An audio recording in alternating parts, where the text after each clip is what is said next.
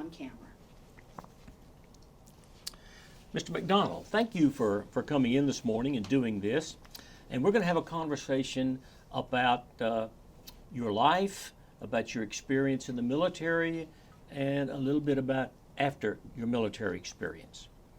Today is Friday, September the 1st, 2017, and we're here at the Atlanta History Center in Atlanta, Georgia. My name is Frank Luton, and I'm a veteran and a volunteer at the Atlanta History Center. Also with me is Sue Verhoff, who is the Director of Oral History and Genealogy at the Atlanta History Center. We're here today to record the oral history of Mr. David McDonald, who served in the U.S. Army from January 69 through January of 71. And this was also during the Vietnam War. Mr. McDonald's oral history is being recorded for the Atlanta History Center's Veterans History Project in partnership with the Library of Congress. And we're honored that you chose to come in today. We're honored to have you, Mr. McDonald, and thank you for participating in this project. Thank you.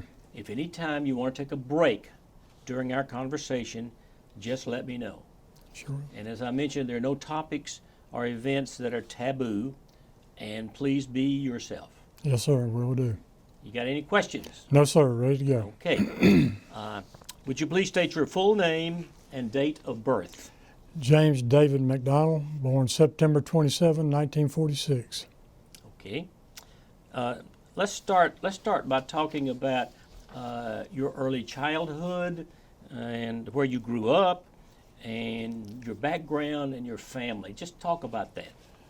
I was born in Jackson, Mississippi, and my father was a veteran of the Army Air Corps, and before it became the Air Force. My mother was from Kansas City. She was met my father while he was in the military, and I have one brother who also served in the Air National Guard. My father, after World War II, remained in the Air National Guard in Mississippi, retired as lieutenant colonel. He flew all his life and was an instructor and everything in the military. I went to St. Joseph's High School in Jackson, Mississippi. After graduating from there, I attended Mississippi State University, where I got a degree in health and physical education. I was a member of the baseball team at Mississippi State also. And at that time, this was during the draft, you had 8 semesters to graduate. I made a mistake, graduated in 7. And I graduated from college on a Friday, and I was at Fort Polk, Louisiana on Monday at 12 o'clock. And so they had approached me prior to that and said, when you graduate, I said, fine, I'm ready to go. So, not enlisted, but voluntary draft. Talk a little bit about your growing up years. Growing up, my father worked for a car dealership, like I said, in the Air National Guard. My mother stayed at home, and I was real active in athletics in and around Jackson, Mississippi, playing all kind of high school sports. And of course, Jackson only had 3 public schools and 1 Catholic high school where I attended, so you knew everybody in town. It was a great childhood, wonderful people. Tremendous place to grow up. A lot of cultural activities in Jackson, and of course education. Jackson, Mississippi had 8 colleges. Well, people don't realize it or not, but I was very fortunate to grow up there. And with an opportunity, my original athletic scholarship was to a small school called Millsaps. And from that point, Mississippi State came to me and said, we're going to give you a chance to play baseball and give you a little more money. Of course, money was always tight in all families, so that's one reason I attended Mississippi State. And enjoyed my time at Mississippi State. Got to play on some SEC championship teams in baseball. Played in the College World Series in Omaha. And what position did you play? I was a catcher. Okay. So enjoyed that very much, and still have close friends I went to college with. And several are Vietnam vets also. And 2 brothers especially from Ohio who attended Mississippi State. we all kind of left school at the same time, didn't know it. And several years later, I went back to graduate school. I see one of them in the cafeteria. I said, "Jerry, where you been?" He said, "Well, I was in Vietnam." So was his brother. In fact, Jerry and I were in the same unit, didn't even know it. And because we didn't even talk about it when we came back. "Hey, how you doing? Where you been?" So very fortunate there. I have great friends at Veterans also, and good college friends, and we stay in touch quite a bit now. So it's good great opportunity where I grew up, loved it, and I've thought many times about returning to Mississippi, but I've been in Atlanta since 1974. This is where I live. This is my home. So. Okay. So you graduated from Mississippi State. Correct. On a Friday. On a Friday. And you reported to Fort Polk. On Monday. On Monday. What are your thoughts about that? Now, when were you drafted? When did you know that this was going to happen? I was doing my student teaching in the fall of '68 in a little town called Sturgis, Mississippi. And I got a draft notice because they knew I was about to graduate. So I went down and met with them. I said, "Listen, you give me 9 weeks to finish and get my degree. You know, like I said, I'll be a voluntary draft." And they did. But most draft boards in Mississippi at that time had X number of bodies they had to supply every month, and I was one of them. Education degree, you know, I didn't have a job coming out. That's the problem. You know, middle of a school year. How'd you feel about being drafted? Well, with family being in the military, I had an uncle who was already in Vietnam. He was on his 4th tour with the Marines. I had a cousin who was KIA there with the, he was a medic with the Green Beret group. I just felt like it was what I was supposed to do. The true term son of the South. I've got relatives who were in the Civil War. So it was accepted, and I was looking forward to it. Oh, good. So you walked into Fort Polk. What happened at Fort Polk? They, I'm sure, set it up where you get in late at night, you don't have your bearings. Met drill instructors getting off the bus. They let you know real quick where you were. And we had a good orientation. And even at midnight, we were still collecting fatigues and supplies and being assigned to barracks and a little orientation the next several days. So Fort Polk had a reputation of, you know, Tiger Land. This is where you go to train to go to Vietnam. And I knew in a short time I would be there. So I said, well, I'm going to make the best of this, and I better listen and pay attention. Being an educator myself, I said, this is going to help me. Okay, so what did you learn at Fort Polk? What was it? Well, it was basic AIT like? Eventually. You know, your first 8 weeks, physical training, which I was fine with. Most of my basic training company had an 8th grade education. A lot of young men from Arkansas, Louisiana, Mississippi, who were school dropouts, you know, other problems that may have happened. So they had been drafted also. They were just turning 18. I had been in ROTC for 2 years at Mississippi State, so immediately the DI said, "You're the platoon leader." So it was my responsibility then to make sure they were where they were supposed to be each day, and I thought, this is good. I'm up for leadership. I can do this. And I grabbed a huge 6'5", 240-pound black guy from University of Kansas, defensive end. I told him, "You're my assistant." So basic training was fine. You learned all the elements of, you know, preparing your weapons and things of that sort. And after that, I forgot what it was, 8 or 9 weeks of training, I was assigned to an AIT group. What does that mean? Advanced Infantry Training. Okay. At Fort Polk also. And I had maybe a graduation of some sort, I don't remember what it was, got to ride around a truck on Fort Polk there. They took us over to what they call North Fort Polk, where AIT was. And once again, I was a platoon leader there. This is where you really got into the basics of map reading, really qualifying with all your weapons, the physical training, and how to work in different squads and small groups. And it was very intense.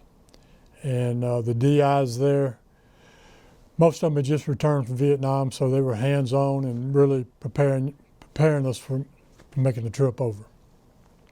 Okay, and how long were you in the AIT? That was 9 weeks, and they approached me at that time about going to OCS, Officer Candidate School. I was a little reluctant because coming out of Mississippi State, I'd been drafted to play baseball. So this was my second draft in about a 3-month period. I kept thinking, well, I can go in, do my time, come back out, then pursue the baseball career. And it didn't work out that way, but I don't regret it.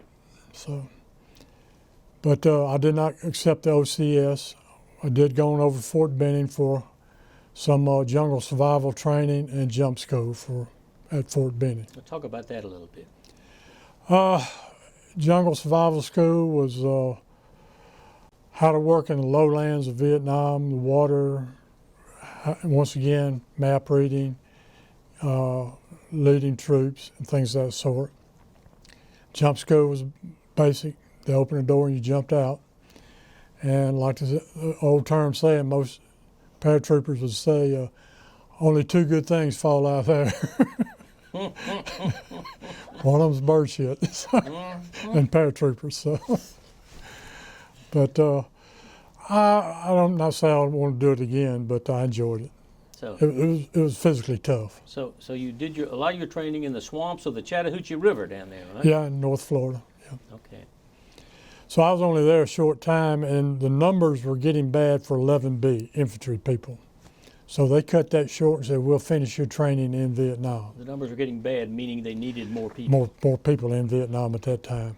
Because this was spring of '69, and Nixon had kind of started his Vietnamization program, saying we're going to let the ARVN troops learn to take over. So some of the troops were being withdrawn, but there was a need for infantry. And so they cut our training short, and we actually finished it in Vietnam. Okay. So you went to Vietnam from Fort From Benning. Fort Benning. Tell me about going over to Vietnam, and what were your impressions? Well, I had get maybe a week's leave to go home because I had not been home from basic AIT or Fort Benning. Got to go home, visit my family. That bothered me. I could have, my dad was very proud, but very big, strong man, but he was worried, you know. My mother was upset, but like I said, she already had a brother there who was on his 3rd and 4th tour with the Marines, so she was aware of what was going on. And had losing a cousin there already, she was very concerned. It bothered me a lot. But I left Jackson, Mississippi, flew to Oakland. Well, actually flew to San Francisco, helicoptered over to Oakland Army Base. Spent maybe a day there. Any personal supplies you had, any personal clothing, anything else, was packed up and sent home. You didn't carry anything with you.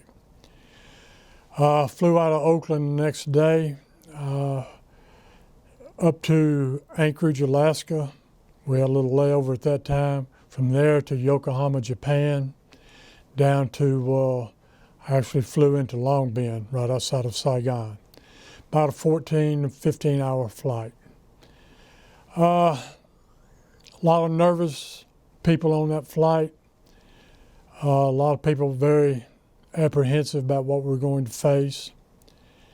And I knew as soon as they opened that plane door, and I know you've heard other veterans say this, the heat, humidity hit you as soon as you walk off that plane. I was immediately sent over to Long Binh for a 2 or 3 what they call 2 or 3 day P-time training. In other words, getting the company to getting acclimatized. Some more shots, which were definitely needed. And I was assigned to the 101st Airborne up at Phu Bai and Hue. So I was in Long Binh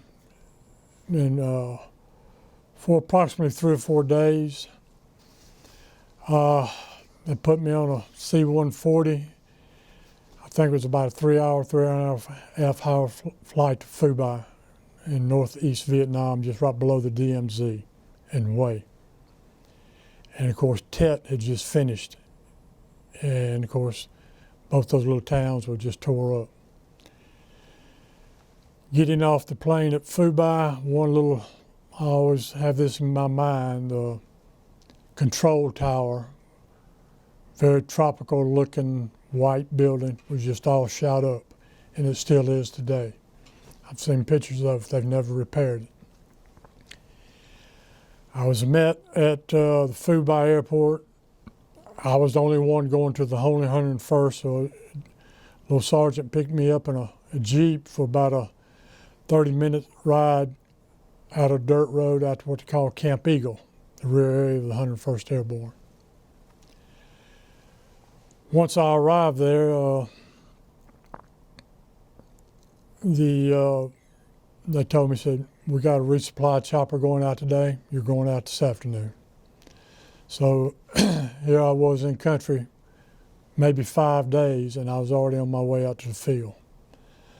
So they issued me a new weapon, rucksack with C rations, packed it up, 20 rounds of M16 magazines, I can't remember, 6 to 9 grenades, a poncho liner to sleep under, 3 or 4 canteens of water.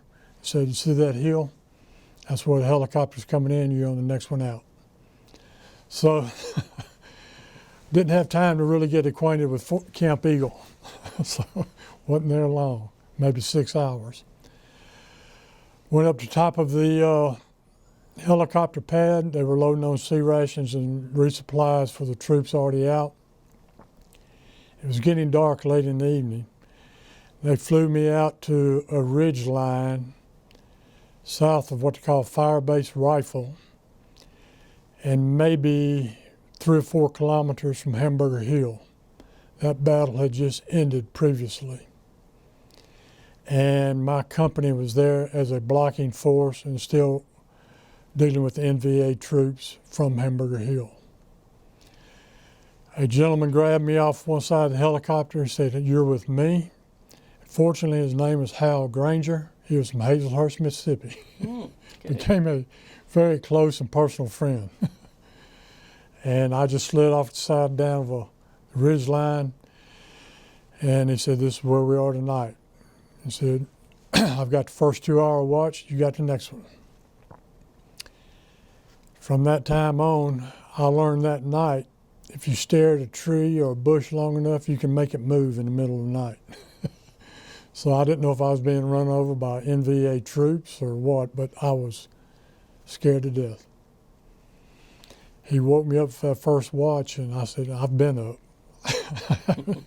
I'm not going to sleep. But as the sun came up next morning, the company commander came over and introduced himself to me, a long personal friend today. He was a captain at the time, Al Nahas. He was a West Point graduate from Texas. He was wounded at Hamburger Hill. They sent him up to Japan to recover, and he came back because, like he told me, I have unfinished business here. And the greatest leader I've ever known. Not a big man, but just his presence, his knowledge, everybody drew from. And several years ago, I'd lost track of him, and I was at Roswell at the Vietnam Memorial there. He came walking up with a camera, out of the blue. Could you recognize him? I recognized him. Of course, he didn't know me. And he published a book called Wounded Warriors. He went around the entire country telling the story of Vietnam monuments all over the country. And special man. And we've met up several times since then. And he came and spoke at the Atlanta Vietnam Veterans Business Association meeting one time and does a great job. And kind of feel for him today. He lives in Sugarloaf right outside Houston. I'm trying to make contact with him, make sure he's okay with all the floods and everything's going on. But great leader. Everybody in the company and platoons looked up to him. He was a tremendous man, tremendous man. And I'm so glad I'm in touch with him today. But being an 11B guy, we stayed on that ridge for a day or two. We broke down into 6-man and 12-man teams. Our goal was to ambush any NVA troops in and around Hamburger Hill walking out towards the plain areas or anything else. So we stayed in that area for maybe 3 months and had quite a bit of contact. Lost quite a few men. If I remember right, it was 10 to 12 out of that platoon. And this was in June, July, and August of '69. How many were in a platoon? Platoon was normally 30 to 36. Then you would break down to maybe 12-man teams, 3 12-man teams. Then sometimes you'd break down into 6-man teams.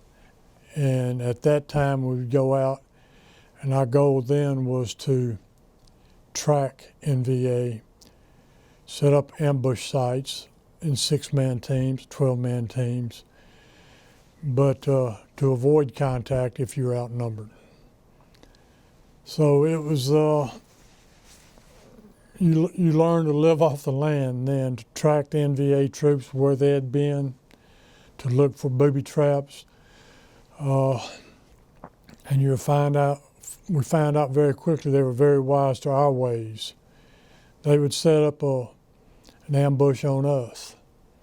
1 or 2 NVA soldiers would attack us.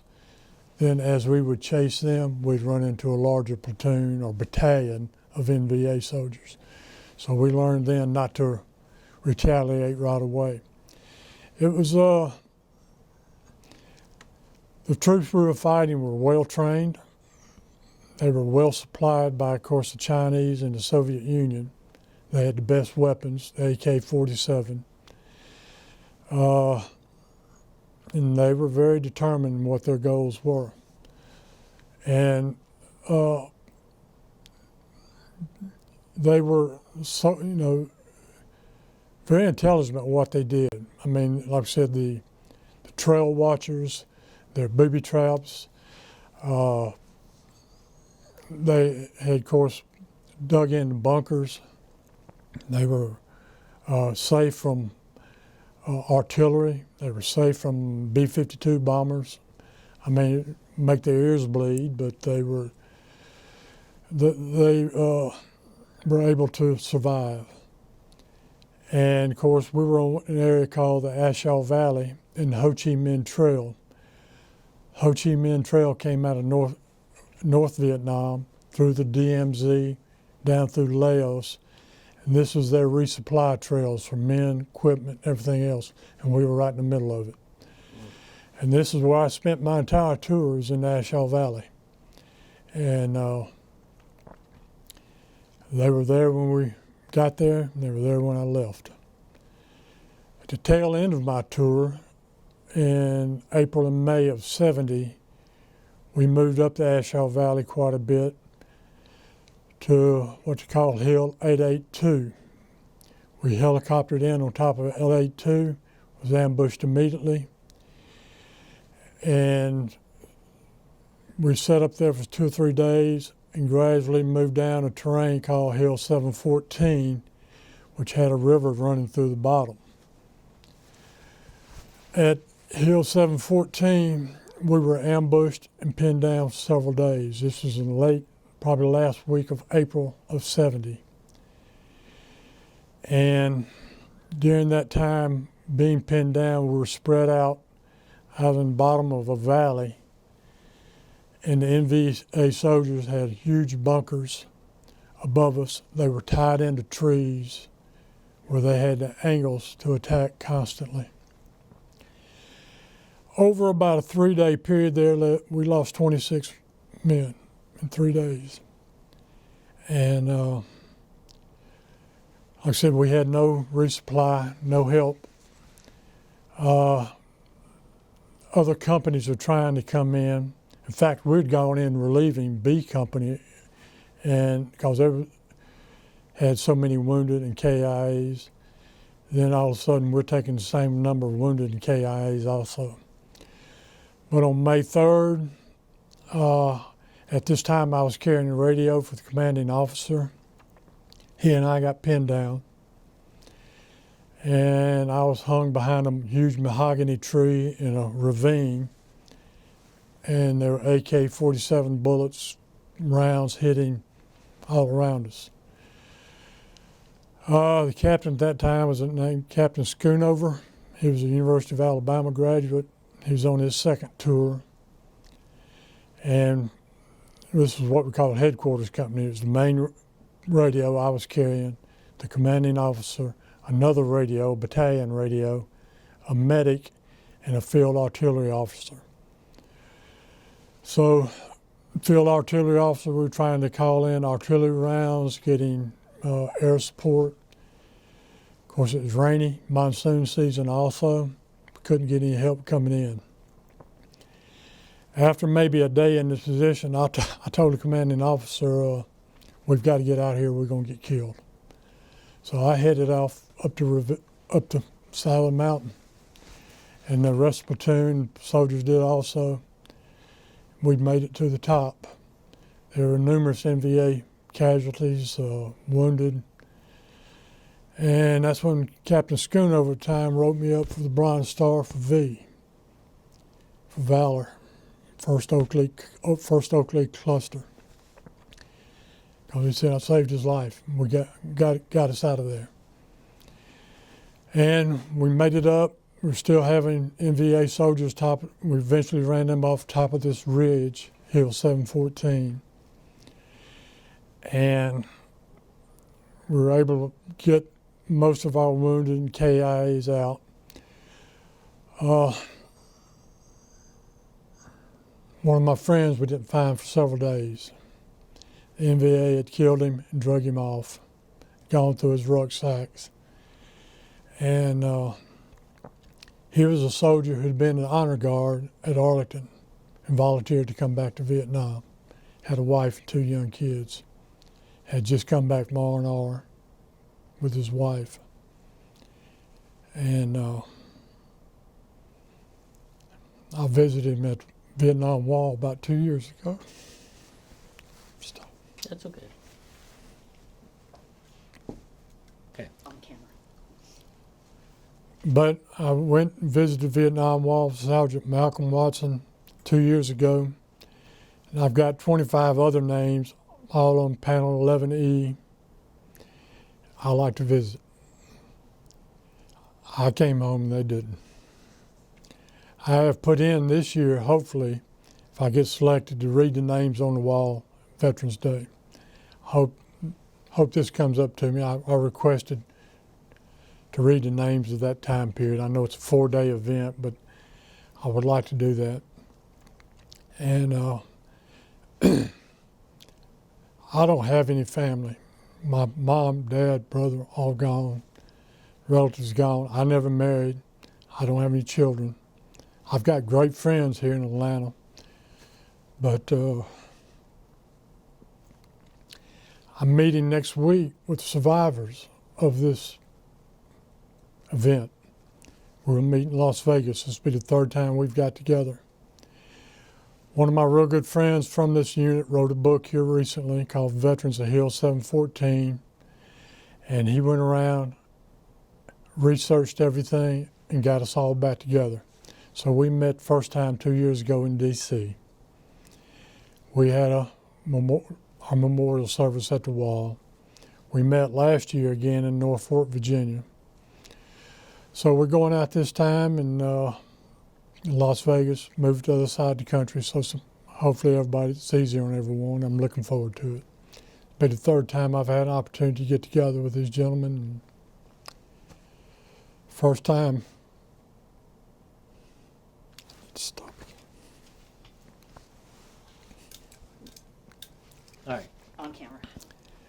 But first time I met with my remaining platoon members 2 years ago, when we all showed up in D.C., it was emotional.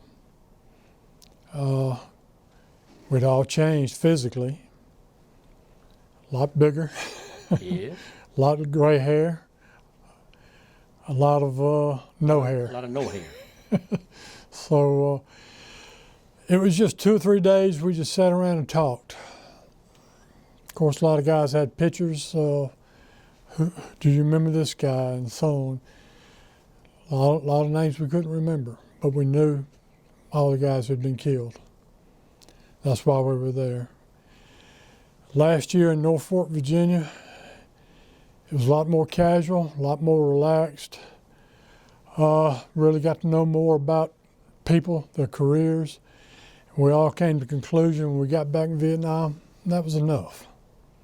We all had life to live. They all went about their careers. Some of them done wonderful things. A couple are retired. One of them's a retired 2-star general. One got out of the military, went back in, retired as a command sergeant major. A couple went on to be policemen, detectives, retired out of California. Some went back to college. I went back to graduate school, got another degree, and that's when I moved to Atlanta in '74 to teach in Cobb County schools. So it was rewarding meeting them and finding out where all their lives are taking them. But yet, so many of them have done great things post-military, and I'm proud of all of them. And really look forward to getting together again next Sunday in Las Vegas. So That'll be looking forward to it. significant. But coming back, I extended my tour in Vietnam. I really did not want to come back to stateside military. I didn't think, with what I'd been through and other soldiers, didn't think I could come back and adapt to military life on a post somewhere. So I extended. And I had that feeling also. I'd already been there 12 months, and I did not want to leave the new guys in the field. I had a sense of obligation to them. I said, somebody gave me the opportunity to learn when I got here. I need to pass this on to the next guys taking my place. So I extended, and we moved on off Hill 714, moved on up to Ashaw Valley. We got some new soldiers in, resupplied. This was middle of May, and we ran into some more conflicts and lost more men. Probably another 14 to 15 late May. Come to find out, we'd run into an NVA battalion whose goal was to overrun what they call fire-based ripcord. It was going to be another Hamburger Hill. Of course, fire-based ripcord, the conflict there didn't receive as much attention as Hamburger Hill because the military had gotten wise to Walter Cronkite and all these people after Tet and everything said, no, we're getting beat there. We're losing battles. So this was not publicized, but ripcord was a bigger battle than Hamburger Hill in June and August of 70, July of August of 70. A lot of men were lost there, but it never really took on a name like Hamburger Hill. And that was the 327th of the 101st that really got involved in that battle. I was in Charles Company, 2nd 502nd of the 101st. And ripcord was tough. And it was a long fought battle. The NVA had set their sights on overrunning a fire-based ripcord, just like they had done with the Marines at Quezon. Constant artillery, constant bombarding, constant infiltration by infantry troops. And It was one of the last big battles for the 101st there at that time in Ashaw Valley. In late August, I had some shrapnel in both arms. Never came out of the field, treated them in the field. But I was down to something like 174 pounds. Come to find out I had 2 types of malaria. I had vivax and falciparum. And I came out of the field, went to Battalion 8 office at Camp Eagle. I was dehydrated. They took care of my arms. Sent me over to what they call 95th Evacuation Hospital. And I was kind of out of my head. I was delirious at that time. I was weak, sick. Physically, I was whipped. And I stayed at 95th Evac several days, maybe a week if I recall. And late August, early September, I went back to my unit out in the field, and I just couldn't do it anymore. I came home. Came back to Fitzsimmons Hospital in Denver. I stayed there. I was assigned to Fort Carson in Colorado Springs, but I spent recovery time at Fitzsimmons. Then they moved down to the hospital at Fort Carson, and I was discharged there in January of 72, maybe 71. I don't recall. And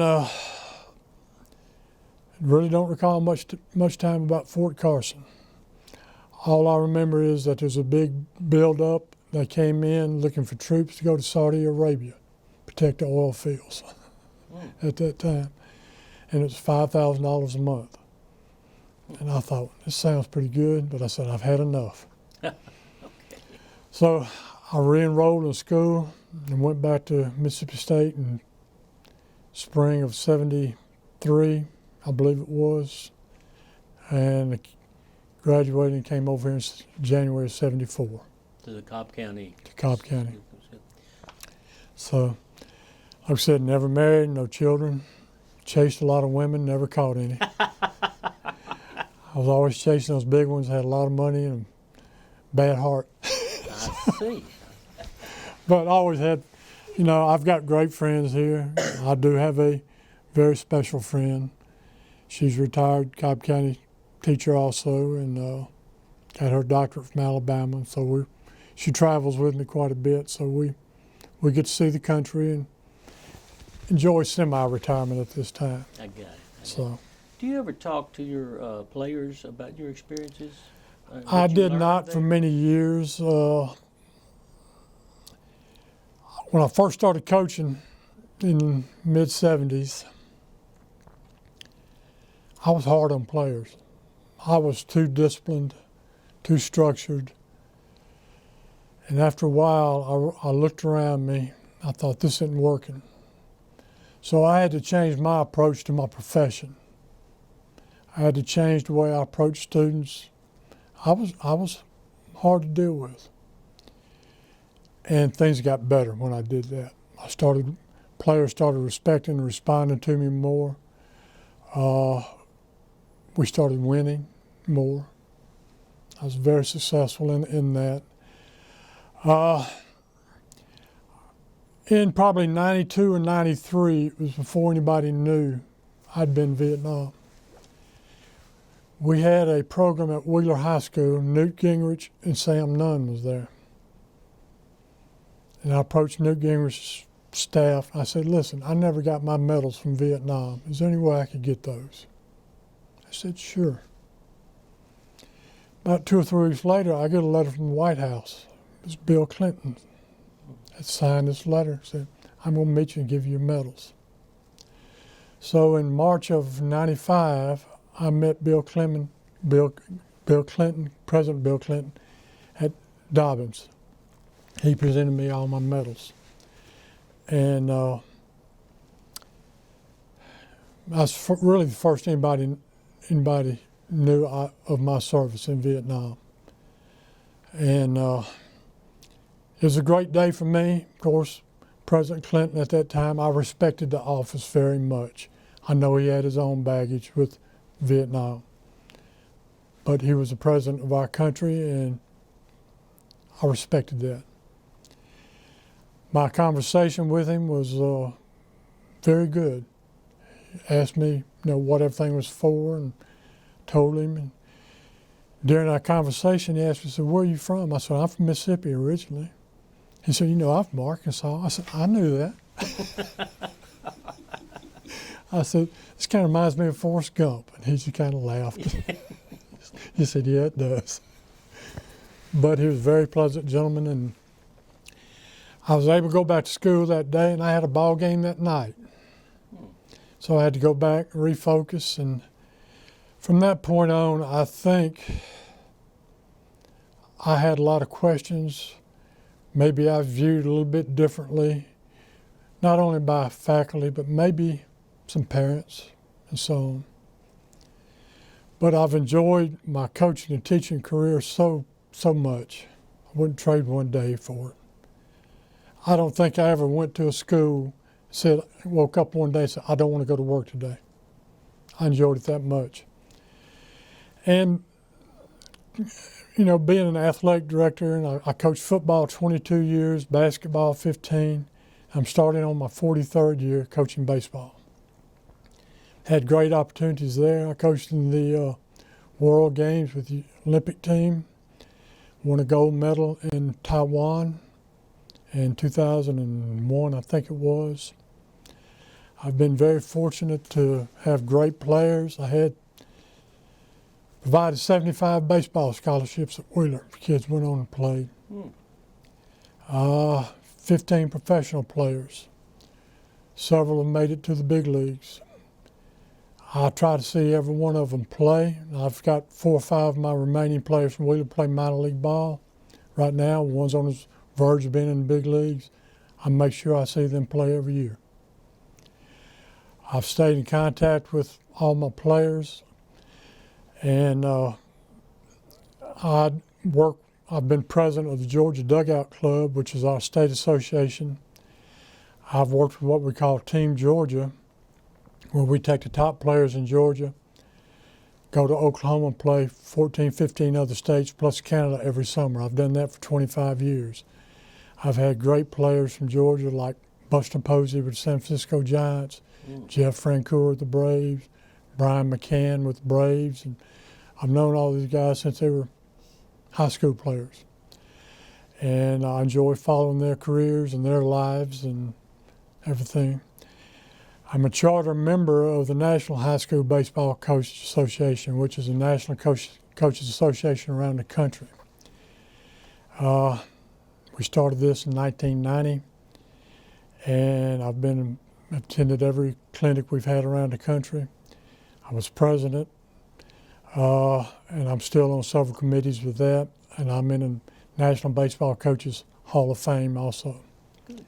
I'm a member of the American Baseball Coaches Association. I joined in 1979, and I was named National Coach of the Year in 2004. And I've been on several committees with that group also. The ABCA comprises professional baseball, college baseball, international baseball, high school baseball, anything, and it covers the Olympics also. I'm not in the Hall of Fame there yet, but I was notified yesterday that I've been nominated for the Georgia Athletic Coaches Hall of Fame, located up in Dalton, Georgia, which encompasses coaches from all sports and administrators.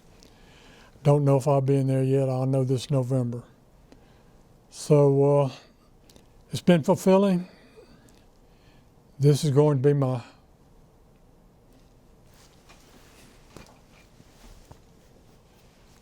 on camera. Yeah, does he know that? This will probably be my last year of coaching.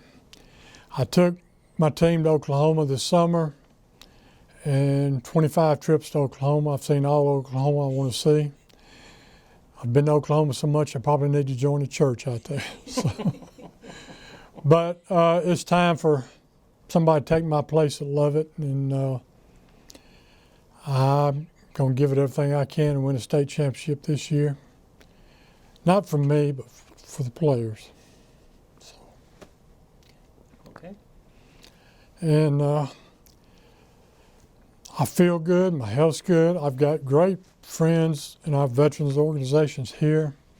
I've got great friends from college. And I'm thinking about making a return trip to Vietnam next fall. Mm-hmm. There's going to be a gentleman meet with us in Las Vegas who sets up tours for those who want to go back. One friend of mine from Charleston just recently returned in June. And of course, everybody has questioned him, what did he think about it? Was it an emotional trip? He said no. He said it was healing. Okay. He was not able to get out towards Firebase Vagel in our area where we were. He was able to get out to a certain point, but he did send pictures of Hill 714 and 882 where we lost so many people. You could see it in the distance. When I first saw those pictures, my heart stopped a little bit. That's where you became a boy to a man real quick. I can imagine. Are there any things that you would that you tell your players that you learned out of these experiences to help them become better men, better players? That you can survive anything. There's adversity in athletics. There's adversity in academics, but you put your head down and, my gosh, get the job done.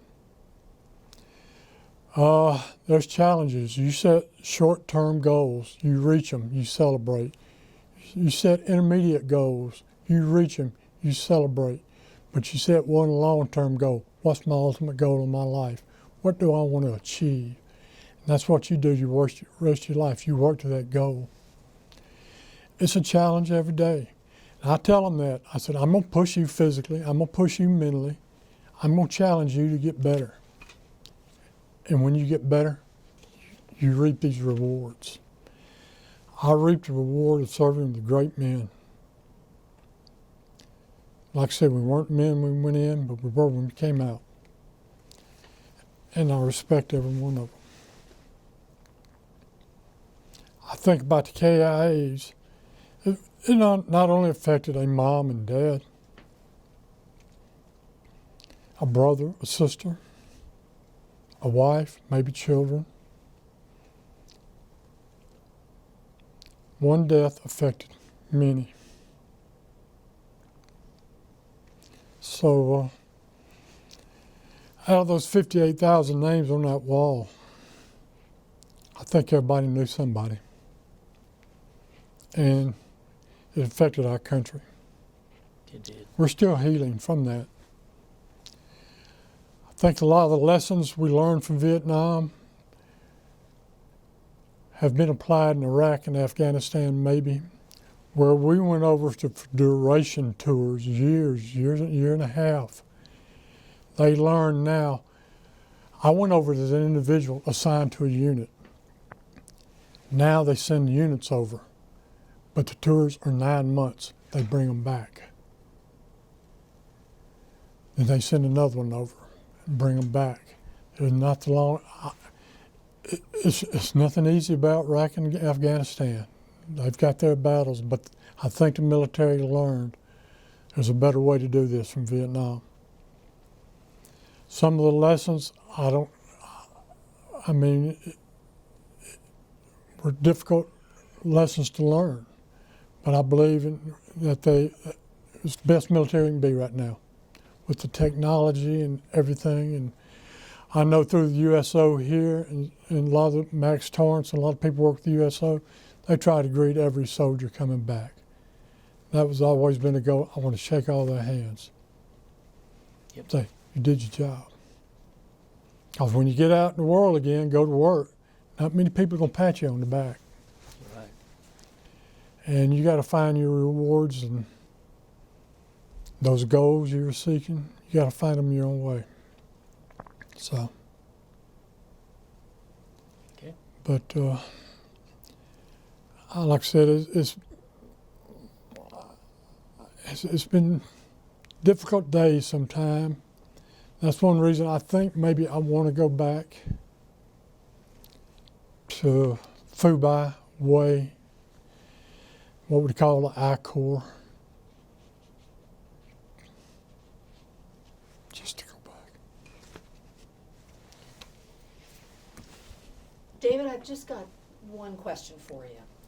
Is there anything that you can recall and want to share about your coming home experience? I came back through SeaTac Airport in Seattle. Actually Fort Lewis. Came back, they gave me some clean clothes and a meal. Got on a bus, went out to Seattle Tacoma Airport. And MP met me at the gate there, said, don't go outside. Said, there's people waiting on them. Guys coming back from Vietnam. Said, you just come on, go over here. So I went over and got me a flight, and the lady asked me where you want to go. I said, anywhere south and east. So I said, I'm just trying to get to Mississippi. She said, well, I can put you on something to Dallas in the morning at 7 o'clock. I said, that's fine. I'll get something out of Dallas. And MP said, y'all, every 2 or 3 of us in the airport, said, come over here in this area. And said, if you walk out this door, said, there's a bunch of hookers out there. They know you got money coming back to Vietnam. So we're not going to let you do that. I said, don't worry. And but there were other so-called protesters hanging around the airport. You know, that didn't bother me, never did. I knew what I'd done, I was proud of it. But I got on flight next morning, if I remember right, it was a Braniff Airlines, which no longer exists. They had the colorful planes. And I got on, I went back to my seat, and when the stewardess said, no, you're up here in first class. 7 o'clock in the morning. I said, thank you. I said, no, fine, I love this. And I think I slept all the way to Dallas. Got off, got on a Delta flight going to Jackson, Mississippi. I didn't call my parents till I got to Dallas, because I didn't know my own schedule. So I called them. They met me at the airport, and I was absolutely shocked at how my time away had affected them. It aged them. And I regretted then extending like I did. Really regretted that part of it. My brother was there. He had just graduated from high school, had joined the Air National Guard. He had a football scholarship, but he delayed that for his basic training and everything. He was there. One of my best friends from home, a gentleman named Rod Wyndham, who played football and baseball at University of Southern Mississippi, was there. He was the first lieutenant taking a commission, and he was on his way.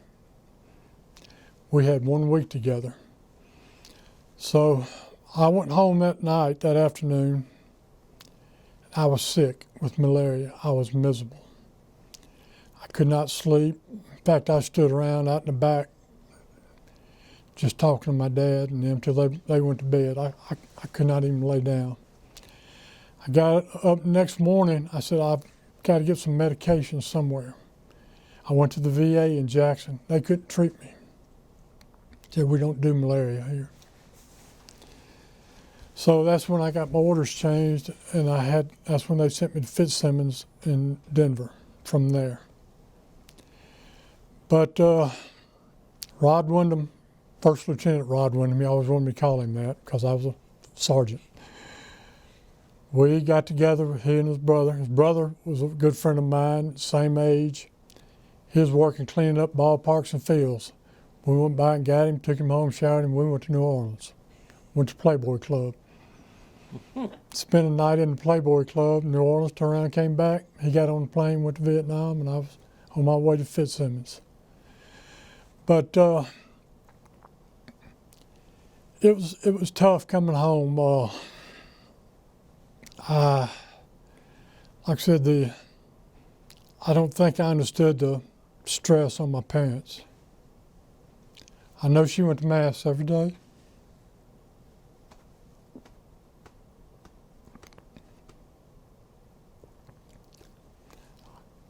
I know my parish prayed for me.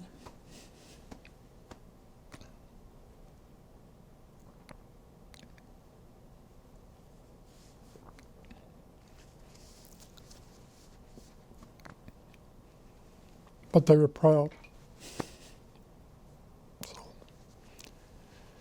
So it was tough.